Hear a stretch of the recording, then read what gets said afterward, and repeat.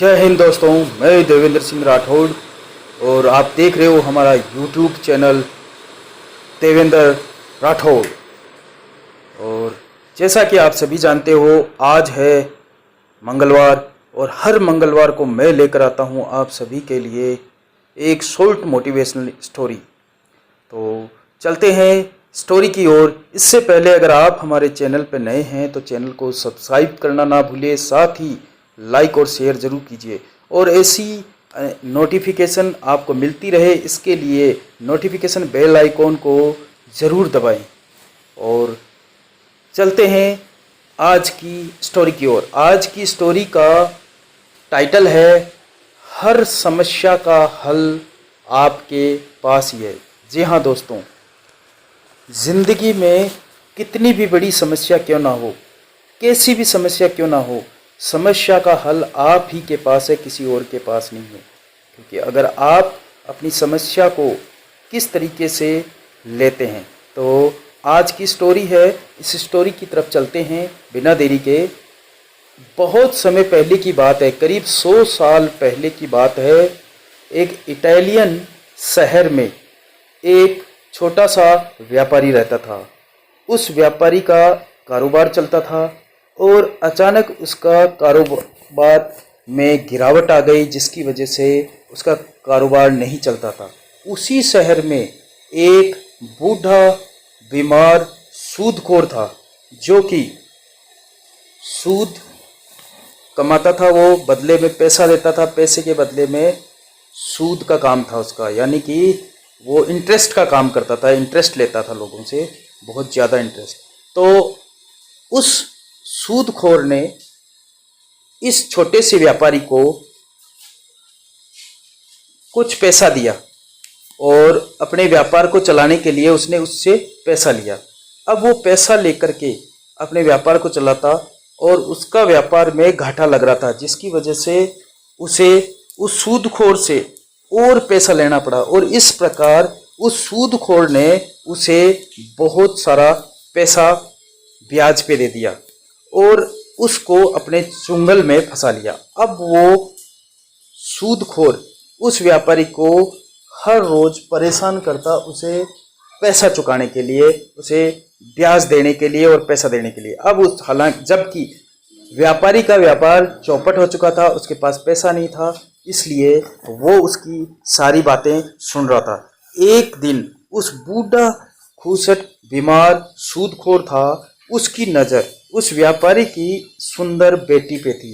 वो उसकी बेटी पे, बूढ़ा खूसट बीमार सूदखोर उसकी बेटी, व्यापारी की बेटी पर गलत नज़र रखता था और वह उससे शादी करना चाहता था। उसने व्यापारी के सामने प्रस्ताव रखा कि वह उसकी बेटी से शादी कर दे, जिससे तेरा पूरा कर्जा माफ़ कर दूंगा। इस पर जाहिर है कि एक पिता ये बात अपनी बेटी के लिए सुनेगा तो उसे क्रोध आएगा और उसने नाराज़गी जाहिर की।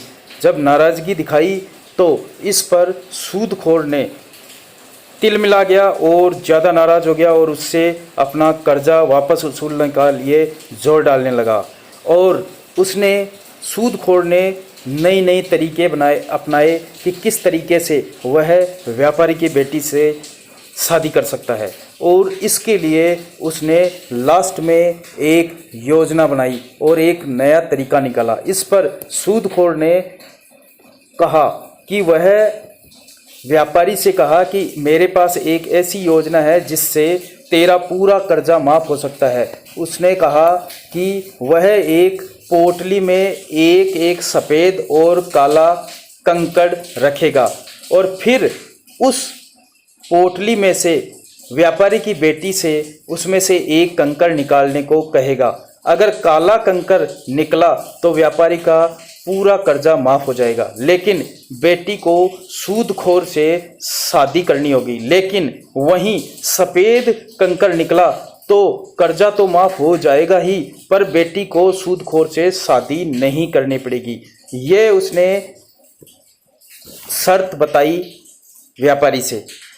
अब व्यापारी के पास हालांकि कोई चारा नहीं था, इसलिए वह तैयार हो गया और उसने हाँ कर दी। अगले दिन ही सूदखोर व्यापारी के बगीचे में जा पहुंचा और जहां पर वह अपने साथ कई काले सफेद कंकड़ लेकर गया। सूदखोर ने उन कंकड़ों में से और अपने साथ सूदखोर उस गांव के लोगों को अपने साथ ले गया और उसने एक जगह ढेर लगा दिया काले और सफेद कंकड़ों के, और उन्हीं कंकड़ों में से 2 कंकड़ उठाए और पोटली में डाल दिए। जब वह ऐसा कर रहा था तो व्यापारी की बेटी ने देखा कि सूदखोर ने पोटली में 2 काले कंकड़ ही डाल दिए। फिर उसने बेटी से कंकड़ निकालने को कहा। बेटी ये सब देख चुकी थी, लेकिन बेटी के पास अब सामान्य 3 विकल्प थे। विकल्प में पहला विकल्प था पोटली में से कंकड़ निकालने से इनकार कर दे। दूसरा था दोनों कंकड़ निकालकर सूदखोर की पोल खोल दे। और तीसरा विकल्प था यह जानते हुए भी कि पोटली में दोनों कंकड़ काले हैं, कंकड़ चुनकर अपनी आज़ादी कुर्बान कर दे। आखिरकार बेटी ने कुछ देर सोचा और फिर पोटली में से कंकड़ निकाला। जब उसने कंकड़ निकाला और इससे पहले कि कोई देख पाता कि उसने कौन से कलर का कंकड़ निकाला है, जानबूझकर धोखे से उसने कंकड़ नीचे पड़े बाकी काले सफ़ेद कंकड़ों में गिरा दिया। फिर वह सूदखोर से बोली, ओह आई एम सॉरी, मैं कितनी लापरवाह हूँ। खैर, अगर आप पोटली में रखा दूसरा कंकड़ देखेंगे तो आपको पता चल जाएगा कि मैंने कौन सा कंकड़ निकाला था। स्वाभाविक है कि पोटली में काला कंकड़ ही था। सूदखोर अब समझ नहीं पा रहा था, अपनी चाल में खुद ही फंस चुका था।